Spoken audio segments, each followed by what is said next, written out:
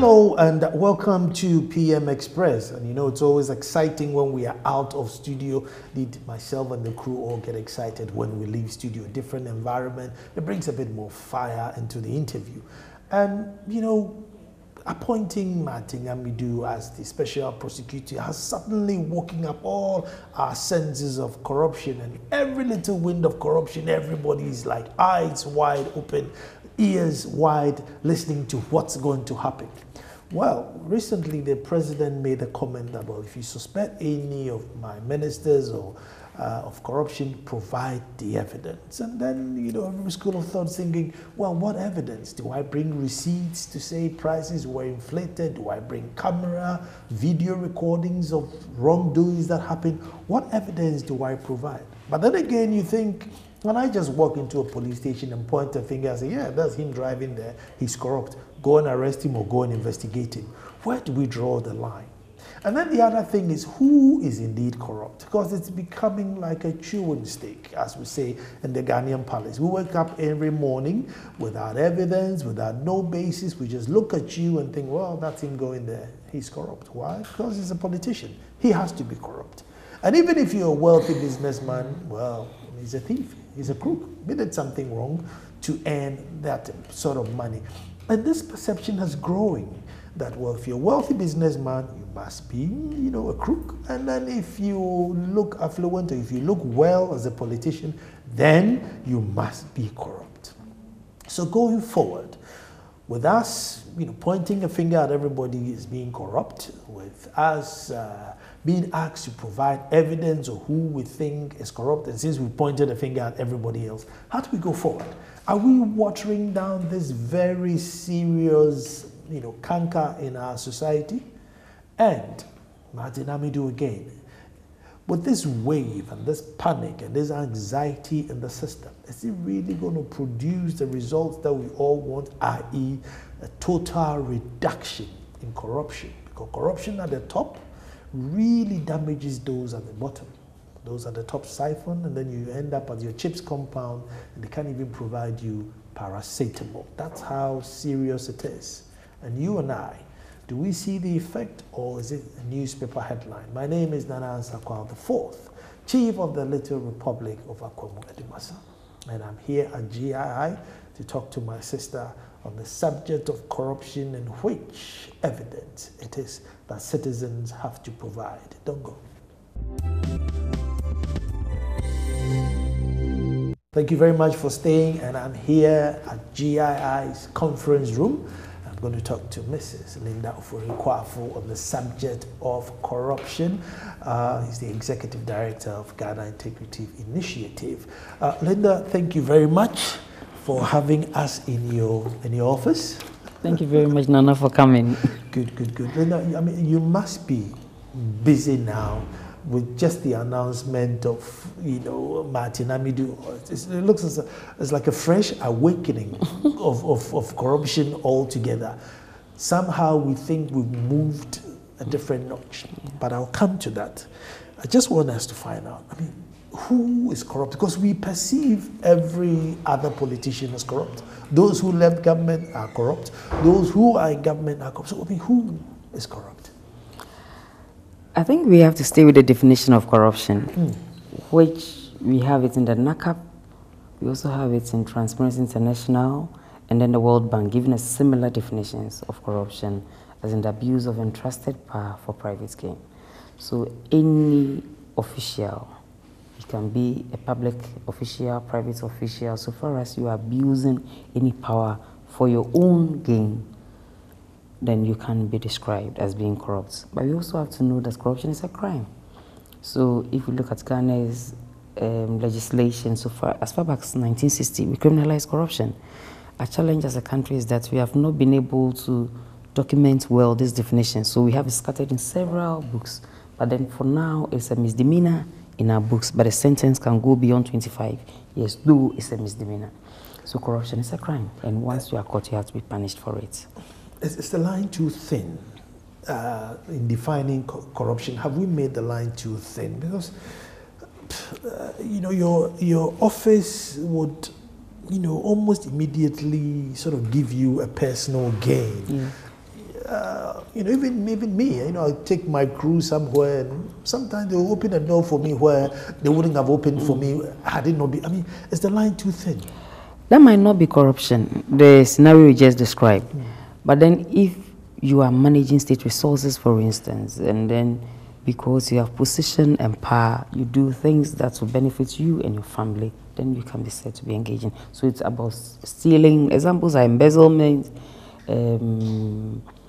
what else? Embezzlement, looting. They are the things you can describe as corruption, not necessarily somebody giving you a favor because you're a chief, you've gone to a place or a crew has actually helped us, done anything for you. So that is it. The controversial subject now is, you know, President is saying, look, my hands are clean. If you think any of my guys are misbehaving, bring me the evidence and I would act.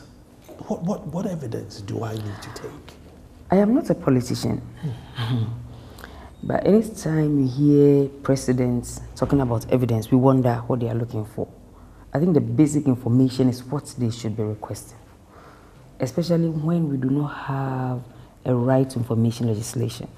So if I'm in a public office and I know people within the procurement department are engaging in some deals, so they are abusing their power for their private gain, and I want to give information, the best I can do is that last week they did ABC, the tendering process, they actually did some things wrong. This is the best information I can give because there is no law that can empower me to go and demand them to give you the evidence. Looking for the evidence to prosecute the case. Rest of the institutions have the mandate to do so. The police, the SHRAJ, the government, they have the power and the machinery to ask for the information, look for the information. I was in a NACAP workshop last week, and then I had one of the big people in charge giving an education, and one of the officials went like, said the evidence that people provide. He said people don't provide evidence. They provide basic information, and we look for the evidence. So anytime the president asks, bring me the evidence, he's a lawyer. Former presidents have asked for, bring me the evidence. I'm sure he was also a lawyer. I'm sure they are asking for the basic information that you can provide. And then the state institutions will look for the proper evidence. I don't know what evidence you can bring, apart from the one you saw happening. I mean, we will not send the institutions on a wild goose chase because we seem to think everybody is corrupt. Well, he's driving a big car. Oh, he suddenly built a big house. Well, you know, before he became a minister, he didn't have this. Now he just has that. It may not necessarily be a corrupt act. Probably not even his house. He's living in a friend's house. I mean, do we send the institutions left, right, because he changed his spectacle frames? Ah, there you go. It depends on who is talking. So the ordinary Ghanaian might be misusing the word corruption, but the institutions know what we call corruption. And so SHRAJ knows, police know, IGP, they all know what is corruption, so they wouldn't just go chasing. We have an ELAC here, we have a lawyer here. When you get complaints, we give it to the lawyer. He actually goes through the cases before, if there is the need for any follow-up, we do. Otherwise, we ask you to go back and bring us more. So that's the kind of information we look for. As for the evidence, before the matter to the institution, to look for the appropriate evidence they need to prosecute. So. The president also said this, that he was going to investigate every allegation that came, you know, his way. Then he went further to say, look, I may be shooting myself in the foot because if I'm not careful, I'll just be running helter-skelter. Every willy-nilly investigation, you know, information, then I have to go. Do you think he has a point there? I think the president, if you're asking me to score him on his performance so far as corruption is concerned, I would give him so far a very high mark. For him, he doesn't have the capacity to do the investigation from where he sits, but he actually is the one in charge of the government, and so he's asking the appropriate institutions to investigate any allegation they bring before you. So he has actually subjected some of his ministers to such inquiries, even parliamentary, two of them. What else do we want him to do? He has provided in 2017 budget money for the implementation of NACAP. 2018, I've not seen much, but 2017, at least once provided, we are hoping the monies were also given to them to work. then he has done what we were all expecting a government to do by giving us a special prosecutor.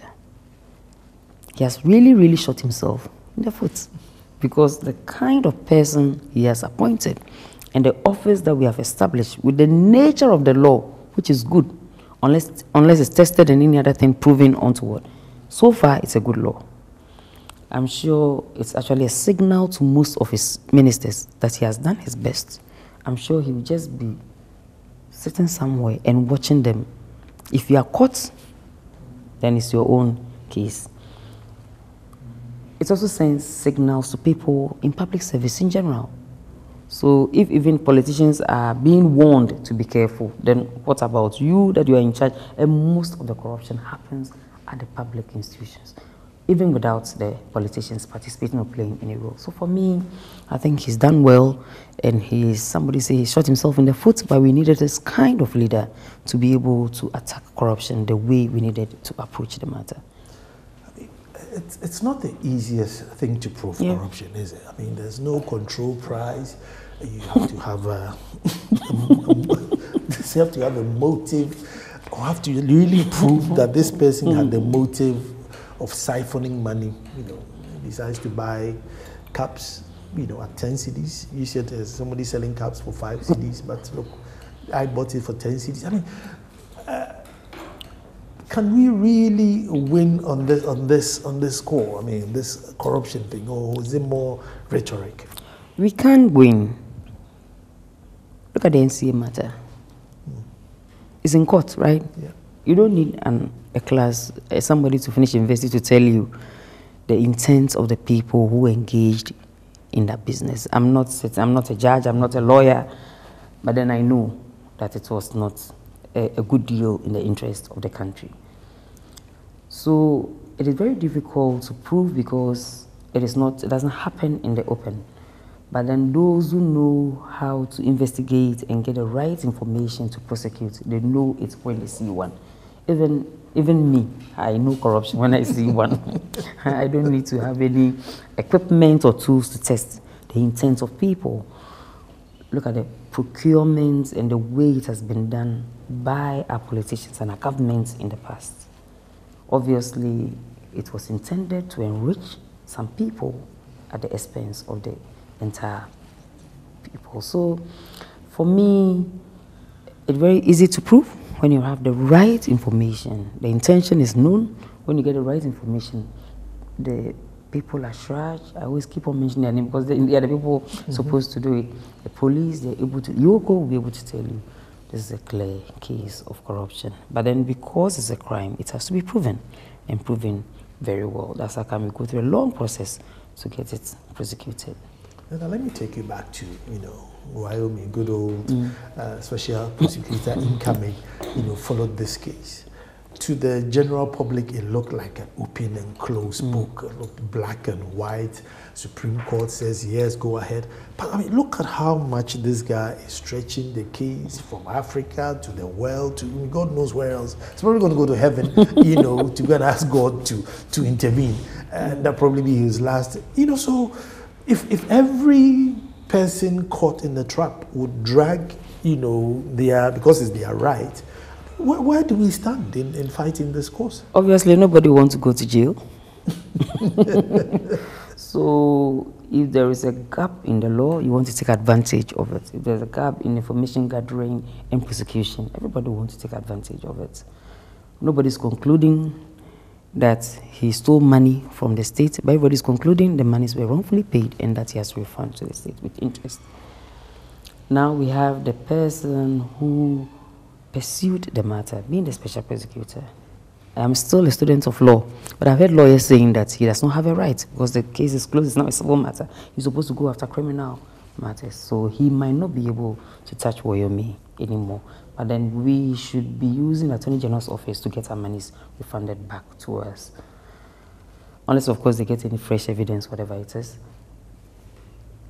Everybody, I'm sure, even me, if something untoward happens, I will always look for the gap in the law to clear my name. And you know, it's because it's a crime, it has to be proven beyond every reasonable doubt. because they don't want to tarnish people's image and send people to jail for whatever reason. So I'm sure that's how can people try as much as possible to defend themselves. And people will defend themselves. In the way you matter, for instance, there were people who were never interviewed, but they were part of the process. So I think in also prosecuting the state, I'm not saying the Attorney General intentionally, but sometimes you realize they don't do well in how they have handled some of the cases and allowing only one person to go through the mill, whilst the other people who actually facilitated the process are nowhere to be found. So, I don't know if the GI has any data, but generally, are Ghanaians are getting more aware of corruption? Yep. I mean, and its effects. I mean, are we getting more aware? In the past, we didn't even talk about it, but now people are even having their own definitions of what corruption is and putting aside what the state is using. If you look at the UNCAC, United Nations Convention Against Corruption, does not describe corruption. It's actually asked states to set examples and identify cases, identify crimes that can fall under the acts of corruption. Ghanaians are very much aware. So we get a lot of cases here through our ILAC. We forward them to YOCO, we work with the institutions. We've been able to recover monies for people, peasant farmers, whose lands were taken over, and the lawyer was supposed to lead them, tried to take part of the money from them without any agreement. So we get a lot of cases. Even the very people came from Tema last week, a lot of them, just trying to tell us what they have gone through. If the ILAC lawyer feels it's not a matter of corruption, we advise them, because we also provide legal advice, and they go. But then people talk about it, because there are lots of public education. People are now beginning to realize the negative impact. It's not only the politician in Accra that feels it, but people on the ground. You mentioned the school building, you mentioned the roads, whatever it is, the chip compounds and all those things. If you're not able to get them, people are now linking them to the absence of these things, to the fact that politicians or cabinet officials are being corrupt. So people are more aware of the canker now, and they're taking precautionary measures to make sure they don't become victims of the canker.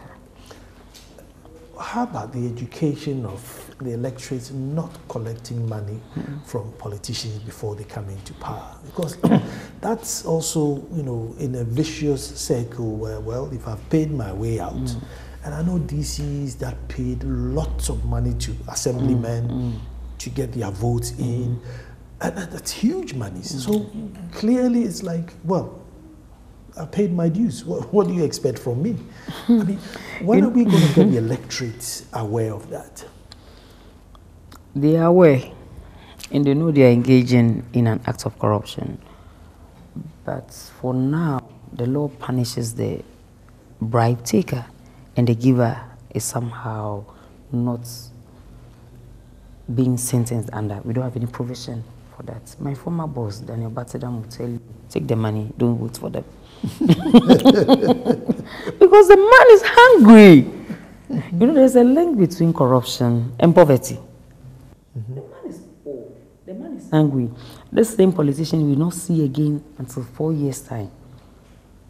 He will virtually sometimes not do anything for their constituency again. And he comes to me and offers me 20 Ghana cedis, 5 cedis, and it's election time. Most of the people will take the money, no matter what education you do. Now, during the last election, there was a new trend that is even more dangerous, when people are demanding the politicians to provide some services before they vote for them. So if you don't construct the road for us, forget about our votes. If you don't give me the 10 cities, I won't vote for you. So now it's not only vote buying, it's also vote selling, and it's getting worse. But I'm hoping that with education, they would understand, and then they will desist from this act.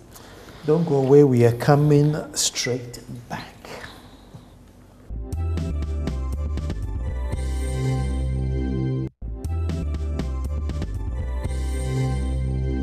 Well, thank you very much for staying, and the issue on the table is corruption. How do we read it?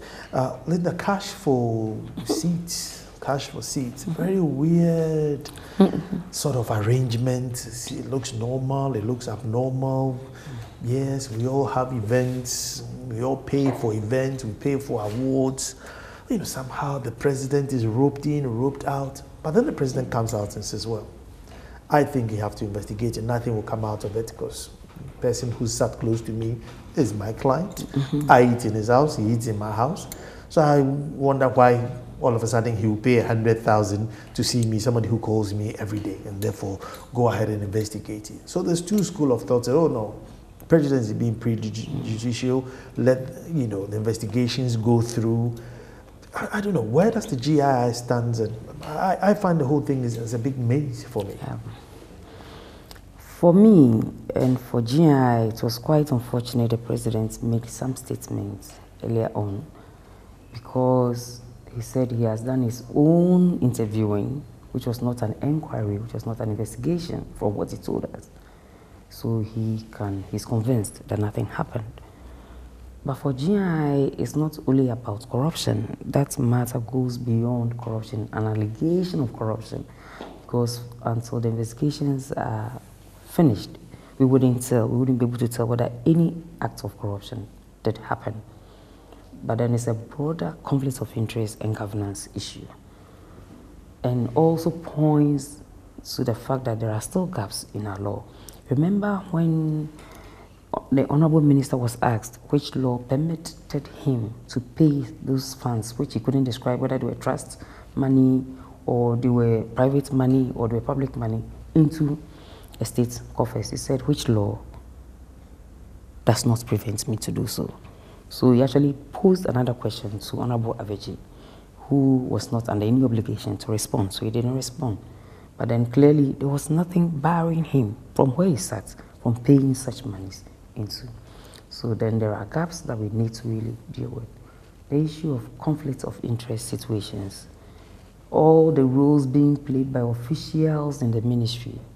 If you are claiming it's a contract that you have signed with a private individual, then how come monies have to be paid to one particular person in this ministry A, ministry B? Why don't you allow that private individual sector to do all that they're supposed to do? And a bit about me not being able to prove of any. So we are happy the inquiry and investigation is ongoing. If at the end of the day, nothing untoward is found, we would also be very disappointed in those who raise those issues using words like extortion, as levies, and all those things. Sometimes they also have to give us, they also have some questions to answer. We should go beyond politics. And then, as we said from the beginning, describing every act as an act of corruption. So maybe there should have been other ways of presenting the matters, but not necessarily to call it extortion when you don't have evidence to prove same. Parliament is back. We are happy about the transparency. We are happy inquiry is ongoing. Actually, finished. The 4 days are over. Unfortunately, the private sector individuals did not turn up. I was not expecting them to turn up. They won't come. And it's unfortunate the president made those initial comments, but he's entitled to. But sometimes from where he sits, I think he should be able to restrain himself a bit. Other people read meanings into the whole matter. So when the bipartisan, looking at the nature of the committee, I'll be surprised if they don't give us a genuine report. I trust the institutions, and the committee is a very strong one. All the officials and committees are not small people at all. So we are hoping that the investigations will be completed and we'll get to know the truth. But going forward, we should watch conflicts of interest, how public resources are actually used, how we engage private people to do work for us. It's a learning for all of us. Did he have a point, though? I mean, it's like, now, this is my brother. I have access to him. I eat in his house. And then suddenly there's all these big hoo-ha. What's the problem? So people pay to sit next to you. Who, him? I eat in his house. Why is he suddenly going to cough out $100,000 because he wants to sit next to me when he can call me at any time? Could that he was a bit shocked, or things, look? I'm sure he was shocked. But as I said, the people who put forward the information might also know what they are doing. You realize in the midst of this was Victor Bego, who is a former member of the party. For a moment, I wanted to know whether it was the same person we're talking about. He virtually came out to say that the man is this, the man he was at the interview was just praising the big man who is said to have done some wrong things. So I think the president is also shocked. I don't know from where I sit, I've not conducted investigations. I don't want to pass any judgment. But for me, as I said, we are very happy. He allowed the process to go through. To go through. You mentioned something. I want to pick up on that. We attach politics to corruption. So, I'm ABC, you are XYZ, and I want to, accuse you of corruption. So if you stole one, I go and say, look, she took about 1,000. And therefore, they start investigation on the 1,000. And when they realize that, no, it didn't take 1,000, the case dies. But probably if I'd gone in and said, look, she took one, you probably would have gotten a case. Is it we are so sort of eager to get, so much that when you go to court, you're unable to prove what you bring to court? Under the whistleblower legislation, when you make such false allegations of corruption, you are supposed to be punished. That's how come I'm thinking when we go through all this tedious process and we are done, and then we don't find anything that have resulted in any act of corruption, the people who actually started this whole thing should also be brought, not to be punished, at least they should be talked to, that in going forward they should not, I don't want to use the word waste everybody's time. For me, the inquiry is important, so I will not call it a waste of time. And you realize when governments are in office, GI is their #1 enemy. When they are no more in office, at every stage of the inquiry, they will mention us as people who supported the people, and they have mentioned GI more than 10 times in this process, and we watch, sit back, and we laugh. It wouldn't have been like that previously. So we are happy for the investigations. Sometimes the terms of reference given to the committee, the MPP and the president have been bragging about the fact that they have actually set up 2 bipartisan inquiries since they came into office. The former administration did not set up even one. But look at the terms of reference. For the committee that investigated the matter of the parliamentary allegation, somebody said, I saw money being given. At the end of the day, well, let's hope this one. We'll come up with something. Yes, but we are not saying the outcome should be the fact that corruption happened. The outcome should be the fact that an investigation was conducted and you have put the matter properly to rest. I mean, I've listened to Kofi Bentil on this issue, and he keeps saying that, look, I think misjudgment on the part of the minister, that would hold water. But if you're trying to follow money, or if somebody embezzled money, it's going to be extremely difficult. I mean, how do you prove that somebody took anybody's money? However, wasting public time and stuff like that is also wrong, and he thought that, that should have been pursued. But it looks like that doesn't look dirty enough, so let's go for the money. And, I seem to agree with Kofi that, look, I think state resources and state time wasn't properly used.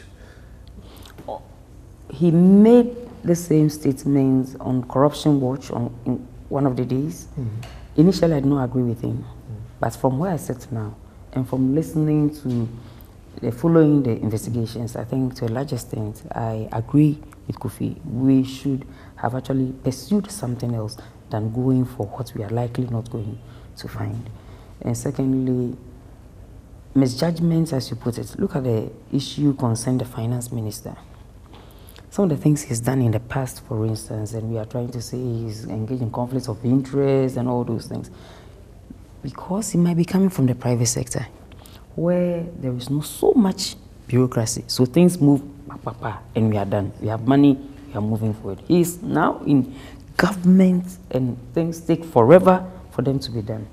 So finance minister might have some good intentions, but then he must learn how to do the things the way we do it in the public service. Otherwise, as things are going, he might find himself. So he might have done things not necessarily because he wants to get some money for himself and his company and whatever it is, but then the way manner they have been done. Suraj went into the matter and actually came out with some findings that I'm sure I'm not saying he's an angel, but then the way manner politicians do things sometimes, they have to sit back a bit and then follow due process, and also what conflicts of interest guidelines. This government, I'm sure, is suffering so much from I wouldn't say lack of knowledge, but inadequate understanding and application of what the conflict of interest guidelines provided for us by SRAJ. Yes, they are really doing a lot of things that might not necessarily mean they're engaging in acts of corruption, but just that they are not applying. Missing out on procedure. Yeah. Could it be because the president says, I'm in a great hurry, and everybody, Let the president be in a hurry. They should take their time. Because one day, when they are in trouble, they are going to face what is, we cannot prosecute our president in the current legislation, constitution that we have. So let him be in a hurry, but you should learn to follow the rest to take time in their procedure. And NACAP, I don't see the nation jumping on board NACAP. The anti-Galamsey crusade, where we all jump on board and say no more Galamsey, we are not jumping on board. It's left to the elite class and the political class, or the legalists just following their own NACAP. NACAP is ongoing, but NACAP is not being communicated very well. So it takes some of us, so everywhere we go, we keep on talking about NACAP. The Galamsey one was started by a private individual, right?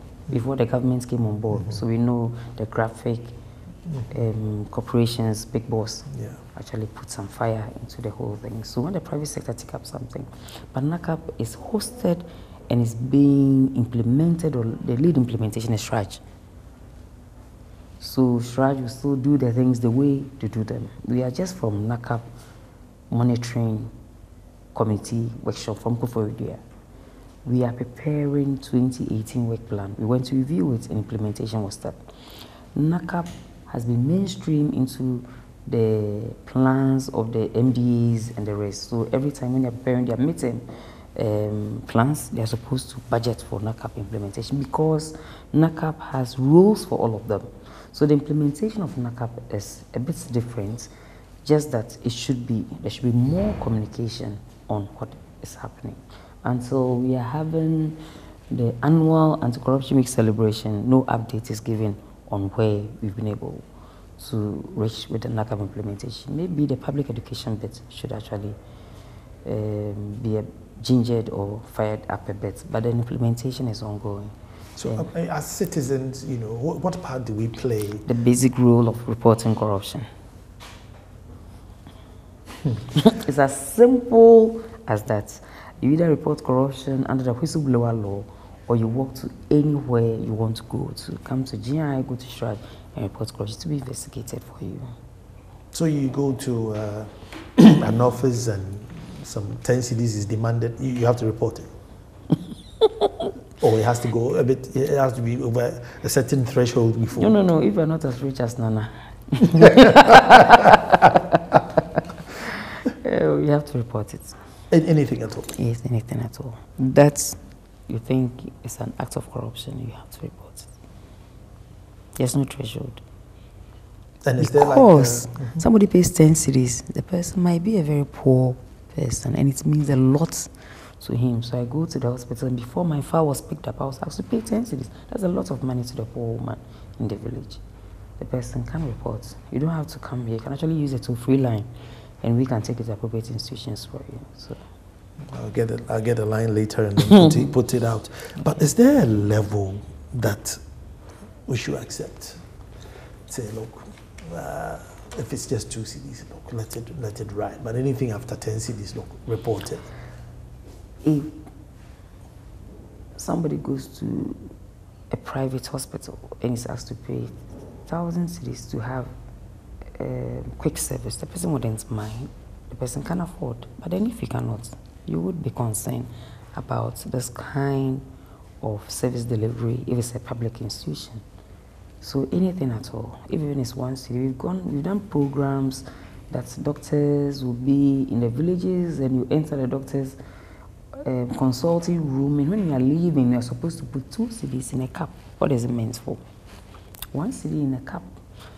You want your file to be pulled for you at the hospital, you have to put something on the table. They are all acts of corruption. They are called facilitation payments, and they are not approved.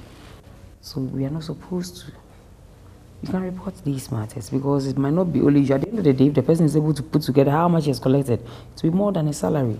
We actually report corruption when you see the policeman demanding 1 city, 5 cities on the road. The same way we should report all other instances.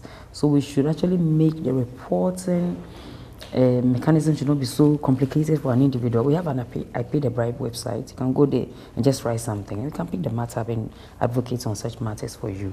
But we have to report any act of corruption. Why is it that as soon as you say corruption, I'm sure those who are watching the program now, as soon as you say corruption, you're thinking straight up to the presidency. And if they're going to drop it, probably to the police, and then boom, stop. Yeah. All other institutions don't necessarily come to the fore, but you know, we are all at fault. In the past, when Transparency International was dealing with corruption, we were looking at public resources. So who is the one managing the resources? For all of us, the gold money is managed by government, the whatever money, budgets, or the taxes. So there are people that initially we focused much on. Now, private sector, even under the OSP, a private individual can be investigated. And as such, a private individual can be investigated as well. So the lenses have now moved, not focusing solely on the politician and public official, but also on private individuals and private sector people. So we are no more only thinking about the politician. When we did our last survey, we titled Corruption Sitting Up, funded by USAID under the project called the Others. We looked at corruption within the customs division of GRA. And it came to the fore that the police people are always leading the perceptions of corruption. But when it comes to actual payments, people say they pay more money at the ports and with GRA, customs division, than they pay to the police. Because you're clearing your goods, you need the goods to go and sell. The policeman can hold your papers for 100 years. Sometimes you wouldn't, whatever it is, you get it finally. So we're very happy that after we launched the report, the Vice President, Baumia, moved in and then went round, and later on, this paperless thing is happening. So we are hoping that we'll get some good results with. In relation to that, the GRA Customs Division agreed with us to mount a giant billboard in their office, and we are going to mount one to other ports to say that we do not engage in corruption and report corruption to GIS ELAC or the Customs Division. So some institutions are making. But does it help? The billboard? It will help. Announcing that we don't take corruption, we don't take bribes here. If you go to some institutions, you see it there, and it's just like, wow, you're not even there.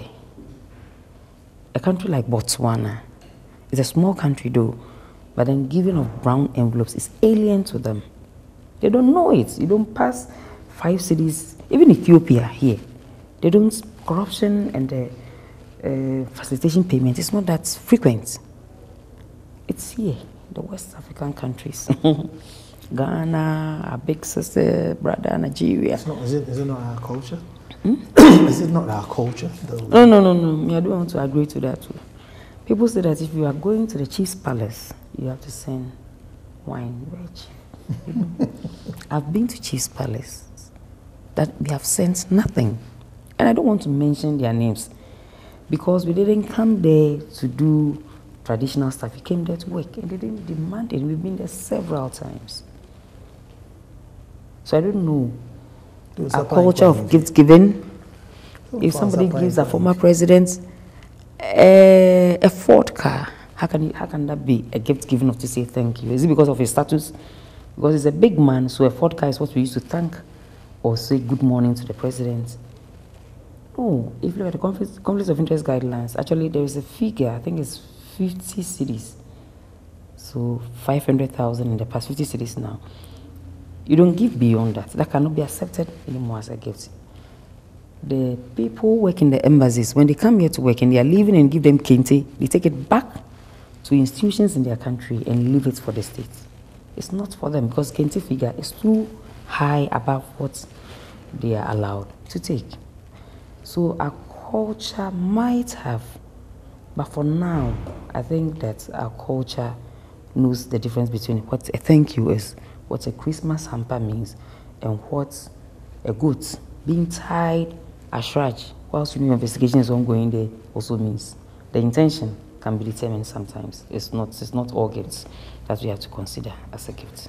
And I mean, all throughout many administrations, and we've taken drastic measures. I mean, we've shot, jailed, persecuted. I mean, we've done a lot of things with regards to corruption. And now we've taken the democracy, legal, you have your right, I have my right. I mean, have we not extended our rope for corruption? I mean, days when you were tied and shot, if it didn't stop it, now that you have the right to take the money, get a lawyer and drag it as long as you want.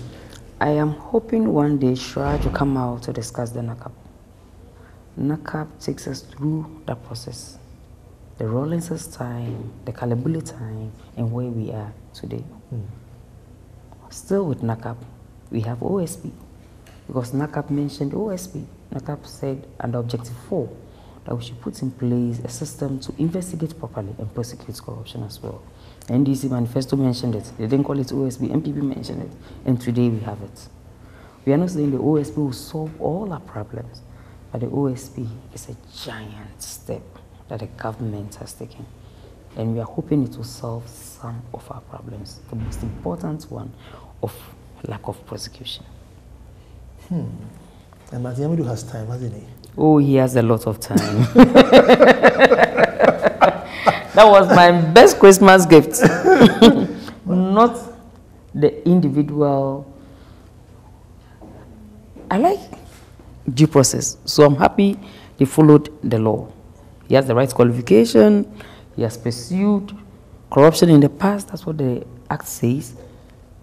And that man has time to go after everybody. I was talking to an ambassador who said, Linda, I'm happy with the man. I said, Martin Amidu said, yes. I hear he can jail his own grandmother. And I said, I'm sure he can even jail the president if the care is not taken. He said, that would be better than his grandmother. So everybody has a level of excitement that we have somebody who can actually apply the laws without fear or favor. And especially, I'm sure people in government should be more worried than people in opposition. But there are people who say he hasn't pursued the MPP that much as he has pursued the NDC. I mean, does that argument hold even though he's... Honorable Martin Amidu even pursued the OSP law. So what hasn't he pursued? He pursues everything. Maybe he's not gotten the opportunity yet, but he criticizes a lot. He writes articles, we read his articles, and he's always making one point. It's not always that he would be correct because he's a human being, but then we are sure under the OSP, he cannot only pursue NDC. The law will not even allow, and we in civil society that helped in putting together that law, we will make sure he doesn't do that. We will make sure. We know what the law says. I think there was an interview that they asked me what would be my wish list of corruption cases supposed to pursue. I said, I don't have one. Corruption is a crime, and every allegation should be given equal opportunity for the investigations to be conducted. So you can start from NDC, you can start from MPP, every allegation that has not been investigated so well. The boss can be one. Any of them that have not been investigated so well, he has. Going to take a break, and then when we come back, Martin Amidu is still on the table as to whether the fear of God, as the president said, will be passing through the doors or corridors of government. Don't go.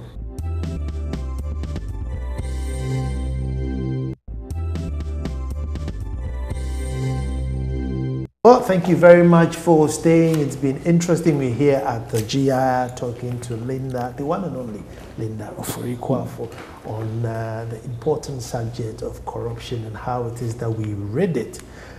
Somebody met me once at Senche and said the most frightening thing, and he says, Nana, do you know we are the generation to make the change? I panicked. Yeah. I said, do you know we are the generation to make the change? And I thought it was so scary. Yeah. I thought, this was during the Senche seminar, and it's haunted me till today because I'm always of the view that, look, change may not happen in our lifetime. Maybe, our children's children. I said, no, do you know we are the generation to make the change? And on the subject of generation to make the change, I mean, corruption is one of the things which will bring so much equity in our system. And we seem to be putting a lot of responsibility on this man. Now look, you go and sit in this office and you pursue it. I spoke to another lawyer who says, listen, Nana, if you add corruption to pursuing to the job of the Attorney General, it's going to consume all her time. You need somebody who's just aside so you can deal with your murder and your robbery and everything. But with regard to corruption, it's a lot of time, so just separate it. Are you in the view that it has to be separated? Yes, I think the right thing has been done. So now we have a maths teacher who's focusing on teaching only algebra. That's what we have done. Attorney General has so many other issues to attend to. So where we have not performed well, not because just by observation, but by undergoing UNCAP review, we're told Ghana has not performed well in prosecuting corruption. Ghana has a plethora of laws. I always say that I can write them on the walls in my house and they will never get finished. But when it comes to prosecuting and punishing crime, corruption in particular, we have not done well. So if we have somebody who's going to focus solely on corruption-related crimes, then we should be expected to do well going forward. So we are not saying Honorable Martin Amidu will solve all our corruption problems, but then it's going to tackle the angle we have not done very well as a nation. And we are hoping that he should be able to do that without fear or favor. Are we going to hear the same story about funding? I don't have staff, I don't have a car to go there, I don't have a phone to ring. Under the law, so the law is a good law. Under the law, you're supposed to be given a lot of resources. You're supposed to have deputy SP, now it's SP, special prosecutor is the SP. Supposed to have a board. You can even get a service of consultants if he needs anybody to help him. He's supposed to have office, money, everything. So he's not supposed to be staffed. It will take you and I to make sure government delivers. When it comes to NACAP, the most important thing I'm supposed to do is to provide the resources. Under this new law, you're supposed to do is provide resources for the prosecution of corruption. And so nobody should have an excuse. If we don't talk, I was listening to the Joy FM, Joy this morning, they were talking about, are you sure your police, your leadership have been asking for the right things, like asking for equipment for the officials? You think they are doing well? He said yes, at least he thinks they are asking for the rights. So you and I will have to demand this for the special prosecutor to be able to. And we also know Honorable Martin Amidu. I'm sure if he's being stabbed of anything, he wouldn't even wait. He can. You issue a statement. Yes, yeah. With regards to the board, what does the board do? Okay, so in the OSP, government still is going to continue the business of ensuring transparency in the system. So he's supposed to prepare reports to a board, a governing board, who is not supposed to interfere in its day-to-day operations. So the board would not decide for him which cases he's supposed to pursue. But then there should be somebody that he can actually go to with a report. And apart from that, half yearly, he's supposed to come to the public also with a report on what they are doing. It's supposed to be published at least in the daily graphic. So I think the mechanisms put in place to ensure. But ultimately, he's accountable and responsible to the Attorney General's office. But somebody is supposed to be working with. And actually, they've listed a number of institutions from which we are supposed to get individuals to form the board. Also because corruption cannot be fought by only a single individual. So we have somebody from police, SHRAJ, YOCO, all the key institutions are supposed to be working together. And that's how come we have a governing board for him, but not the Yesamasa kind of board who can just fire and recruit. No, they don't have those powers. They're supposed to formulate policies for the work. So it's going to be a normal office where you have code of conduct and policies for you to be able to work. So we are supposed to get all those things in place. So the board's responsibilities have been outlined under the law, and I don't see anywhere that is supposed to be kowtowing to the board or the board interfering in its day-to-day activities of the OSP. Once upon a time, it's a personal story. Now, I was taking my daughter to London to go and watch a movie. Okay. Now, we get there, and all the movies are starting about an hour or 45 minutes, late. And I just don't have time to wait. So I see one which was starting now, and a man with this big teddy bear. So it looks like a child movie. I say, yeah, that's a good one. Let's go and watch it. He says, no, I can't. And I said, why? And he says, well, it's 13. Something, but who knows? He says, no, Dad, I'm 12. Wow. And she's told, well, who's going to know you are? I said, no, I can't, because it says 13. When are we going to get to the stage where, people police themselves rather than everybody has to be policed? I mean, how do we get there? We have people who act the way your daughter acted. She is a person of integrity. She has integrity. She knows what it is. Nobody will catch me, but I won't do it. Such people are the people we need to learn from and also to put them in very strategic positions. We have them in the system. There are a number of them. I wouldn't say I'm one.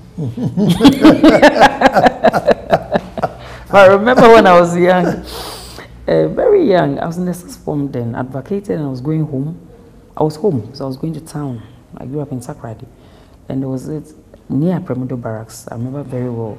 A taxi driver was asking me from Quisminton Place to push so that another person would join. Not knowing the person was a plainclothes police officer. And I said, I won't push. It's not allowed. I said, why? So do you know we are going to drive through a Premudo? Oh, a police in your area. I said, I won't push. So we go to this police barrier at a Premudo, and I reported the driver that this driver nearly did overtake him. But you can imagine the insults at my age I had till I got home. So nobody's watching, but we have to do the right things. And maybe that's what the NACAP is encouraging us to do. NACAP has cultural renewing, I've forgotten the exact name. Some things in the NACAP is supposed to help bring up our ethics that we all think has actually gone some way. But then there are things that we can do to help us improve. So are we involving school kids? Unfortunately, NACAP no provide for the youth. But then Ghana Integrity Initiative and other institutions have programs for the youth. We have integrity clubs. In the regions, in the district, we have school children who are part of what we are doing here. Once we're able to get more funding, we will expand. Even NACAP can still expand on that, even without the resources for children. Because you can actually, when you're doing the normal adults program, you can invite the schools to be part of it. So catch them young before they get corrupted. Maybe it will help. It's been interesting, it's been exciting, it's been educative, informative. With Linda Furikwafu, Executive Director of Ghana Integrity Initiative. Linda, thank you very much. Thank you for coming, Anna. And tomorrow we'll be back to do this all over again. Thank you for watching.